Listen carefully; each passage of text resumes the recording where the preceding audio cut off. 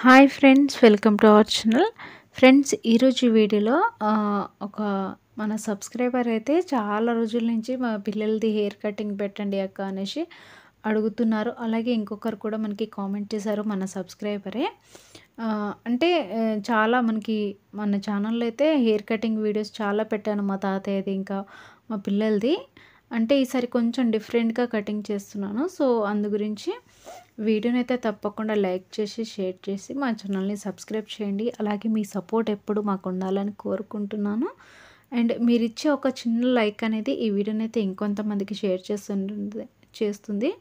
So కాబట్టి తప్పకుండా వీడియోని అయితే తప్పకుండా లైక్ చేయండి.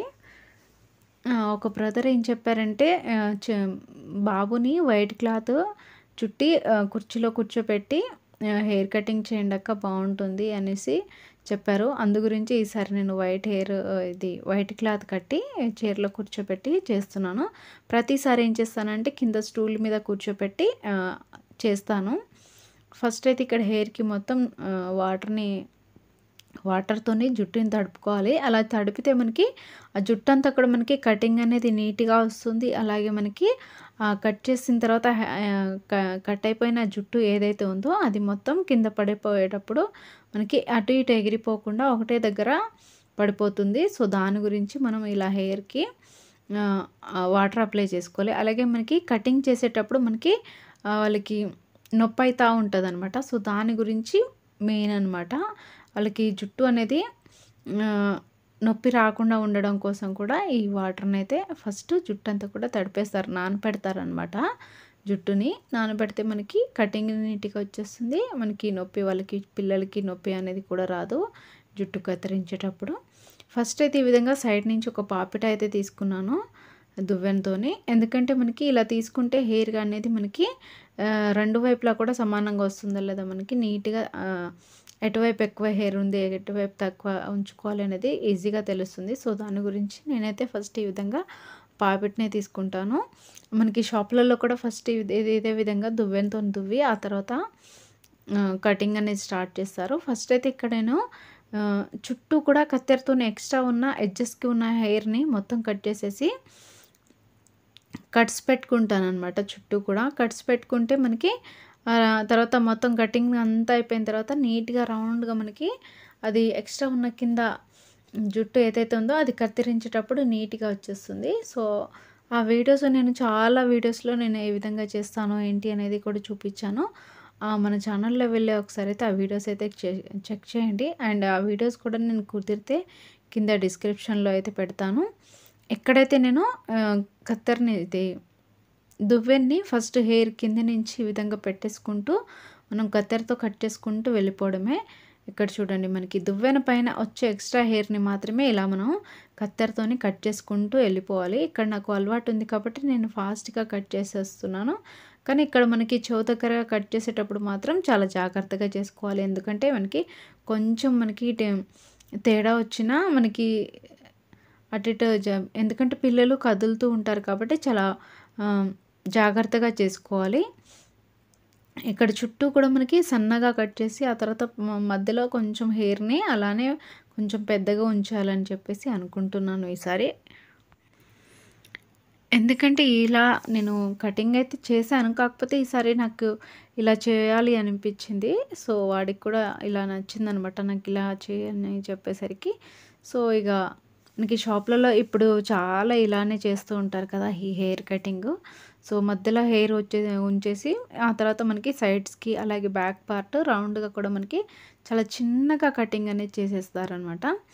సో నేను కూడా అదే చేస్తున్నాను. ఇక్కడ మనకి హెయిర్ అనేది బ్యాక్ పార్ట్లో మనకి సైడ్లో కూడా మనకి జుట్టు సమానంగా, అంటే ఒక దగ్గర ఎక్కువ తక్కువ రాకుండా హెచ్చు తగ్గులు లేకుండా సమానంగా రావాలంటే ఫస్ట్ దువ్వెన్ని మనం కింద నుంచి ఈ విధంగా పెట్టుకుంటూ మనం కటింగ్ అనేది చేస్తే మనకి జుట్టు అనేది ఎక్కడ కూడా మనకి ఎక్కువ తక్కువ రాకుండా సమానంగా వచ్చేస్తుంది.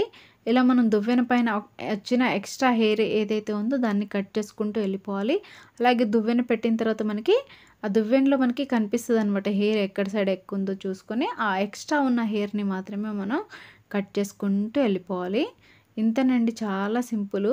ఎందుకంటే మనకి చాలా కష్టమైపోతది అది అని అనుకుంటాం. కాకపోతే మనకి పిల్లలు కొంచెం అది కోఆపరేట్ చేసి మనకి వాళ్ళు అటు ఇటు కదలకుండా నీట్‌గా కూర్చొని కటింగ్ చేపించుకుంటే గనక మనకి ఈజీగా అయిపోతుంది. కాకపోతే నేను కరోనా స్టార్ట్ ఎప్పుడైతే అయ్యిందో 2019 ఆర్ 20 అప్పటినుంచనమాట.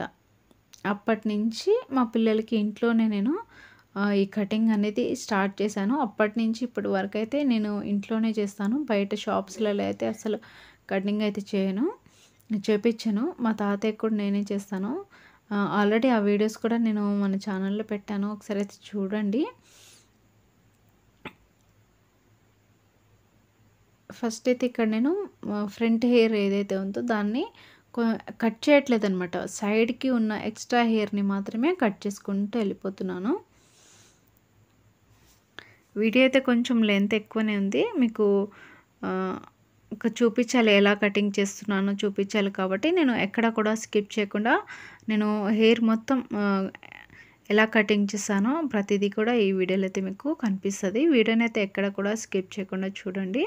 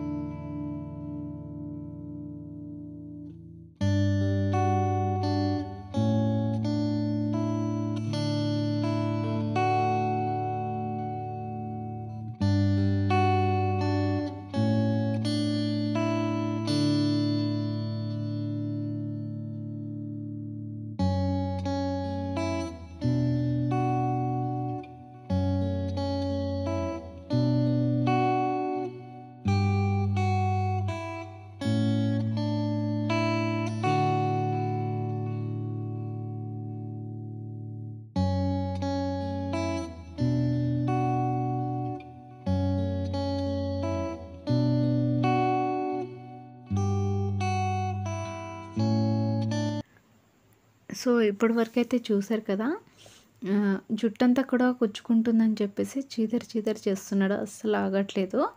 సో కొంచెం బతిమలాడి రిక్వెస్ట్ చేసి కూర్చోపెట్టాను. సో ఇప్పుడు మనకి ఫినిషింగ్ అనమాట. మనకి హెయిర్ కటింగ్ అనేది ఎంత ఇంపార్టెంటో ఇప్పుడు ఇది చేసే ఇది కూడా మనకి షేప్ కరెక్ట్‌గా రావడానికి, హెయిర్ అంతా మనకి కటింగ్ చేసినట్టు నీట్‌గా కనిపించడానికి ఇది మెయిన్ అనమాట. సో ఇదేనండి. మనకి షాప్‌లలో అయితే వేరే ప్లేట్స్ ఉంటాయి కదా! సో నేనైతే మనకి ఇంట్లో వాడే పెద్దవాళ్ళు వాడే ఇది బ్లేడ్, గడ్డం తీసుకునే బ్లేడ్ ఏదైతే ఉందో దాంతోనే ఈ విధంగా నేను మనకి ఈ ఎడ్జ్‌లకి ఉన్న ఎక్స్ట్రా హెయిర్ ఏదైతే ఉందో దానిని నీట్‌గా మనం కట్ చేసుకుంటూ వెళ్ళిపోవడమే. ఇక్కడ కట్ చేసేటప్పుడు కూడా చూడండి, మనకి ఇది తొందరగా, ఎందుకంటే అదైతే మనకి షాప్‌లో వాడే కత్తి వచ్చేసి కొంచెం స్ట్రెయిట్‌గా ఉంటుంది. వాళ్ళకి అది ఎలా చేయాలో తెలుస్తుంది. కాకపోతే మనకి ఈ బ్లేడ్ వచ్చేసి అటు ఇటు కొంచెం మనకి సరిగ్గా కట్ అవ్వదు. అలాగే మనకి ఇది కట్ చేసినా కూడా మనకి ఒకటి హెయిర్ కట్ చేస్తే ఇంకో హెయిర్ కట్ అయిపోతుంది. అలా మనకి ఫినిషింగ్ అనేది నీట్‌గా రాదు, గలీజ్ కనిపిస్తది. కాబట్టి ఇక్కడ మనం దీంతోని స్లోగా మనం కట్ చేసుకుంటూ వెళ్ళిపోతే ఫినిషింగ్ కూడా చాలా నీట్‌గా వస్తుంది. సో ఏదైనా సరే మనం జాగ్రత్తగా చేసుకుంటే అంత బాగానే ఉంటుంది. ఇక్కడ చూడండి, ఇక్కడ నేను దీన్నైతే ఈ చెవు దగ్గరనే హెయిర్ అనేది ఇది సరిగ్గా కట్ అవ్వదనమాట. సో దాని గురించి ఎక్కువసేపు ఇక్కడ మనకి టైం పడుతుంది. ఆ తర్వాత మెల్లిగా మనం బ్యాక్ సైడు మనకి హెయిర్ షేప్ రౌండ్‌గా ఏదైతే ఉందో దాన్ని ఇలా మనం తిప్పేసుకుంటూ ఎక్స్ట్రా ఉన్న హెయిర్ అది ఏదైతే ఉందో దాన్ని కట్ చేసుకుంటూ వెళ్ళిపోవడమే. బ్యాక్ సైడ్ మనకి స్ట్రెయిట్‌గా మనకి కట్స్ అనేవి నీట్‌గా కనిపించాలంటే ఫస్ట్ మనం కత్తెరతోనే కట్స్ పెట్టుకోవాలని చెప్పాను కదా! సో అదనమాట. ఈ కార్నర్ నుంచి ఆ కార్నర్‌కి స్ట్రెయిట్‌గా మనం ఒక లైన్ లాగా మనం కటింగ్ అనేది పెట్టేసుకుంటే మనకి కటింగ్ చేసిన తర్వాత మనకి ఫినిషింగ్ కూడా చాలా నీట్‌గా వస్తుంది. ఇప్పుడైతే నేను ఈ బ్లేడ్‌తోని వాటర్‌ని తడపట్లేదు ఈ బ్లేడ్‌కి. జస్ట్ నేను డైరెక్ట్‌గా డ్రై ఉన్న దాంతోనే నేను హెయిర్‌ని ఇలా నేను నీట్‌గా కట్ చేసుకుంటూ వెళ్ళిపోతున్నాను. అలా చేస్తే మనకి హెయిర్ అంతా కూడా మనకి ఫాస్ట్‌గా కింద బ్లేడ్‌లో ఉండిపోకుండా బయటికి పడిపోతుందనమాట. సో అందు గురించి నేను దీన్నైతే నీళ్ళల్లో ఏం తడపట్లేదు. హెయిర్ అంతా కూడా మనకి నీట్‌గా కట్ చేసిన తర్వాత మనకి ఎక్కడైనా కూడా హెయిర్ ఎక్కువ తక్కువ అనిపించినా కూడా ఒకసారి చెక్ చేసుకొని ఆ హెయిర్ ఎక్కడ సైడ్ ఎక్కువ ఉంది తక్కువ ఉంది అన్నీ కూడా చూసుకొని ఆ తర్వాత మనం కట్ చేసుకొని స్నానం చేసుకుంటే సరిపోతుంది. కాకపోతే ఈయనకి మొత్తం ఈ హెయిర్ అంతా కూడా లోపల జుట్టులో డ్రెస్ లోపల ఉండిపోయి బాగా కొచ్చుకుంటుంది, అస్సలు ఆగట్లేదు. సో ఫైనల్‌గా అయితే మనం చుట్టూ కూడా మనకి నీట్‌గా ఫినిషింగ్ కట్ చేసుకున్న తర్వాత మనకి హెయిర్ కటింగ్ అయితే ఈ విధంగా ఉంది. ఒకసారి అయితే చూడండి, అస్సలు ఆగట్లేదు. మొత్తం స్నానం చేసిన తర్వాత చూపిస్తాను చూడండి ఒకసారి. స్నానం చేసిన తర్వాత అయితే ఈ విధంగా ఉంది చూడండి. మనకి చుట్టూ కూడా మనకి ఆ సైడ్ ఈ సైడ్ మొత్తం సన్నగా వచ్చేస్తుంది. మధ్యలో మాత్రమే హెయిర్ ఉంటుందన్నమాట. మధ్యలో హెయిర్ని అయితే అస్సలు ఒక్కటి కూడా కట్ చేయలేదు. అది కొంచెం పెరగడానికి ఎక్కువ టైం పడుతుంది కాబట్టి. సో ఇదండి కటింగ్. ఎలా అనిపించిందో కామెంట్ చేయడం అయితే మర్చిపోకండి ఫ్రెండ్స్. వీడియో నచ్చితే లైక్, షేర్ అండ్ సబ్స్క్రైబ్ చేయండి. Thanks for watching.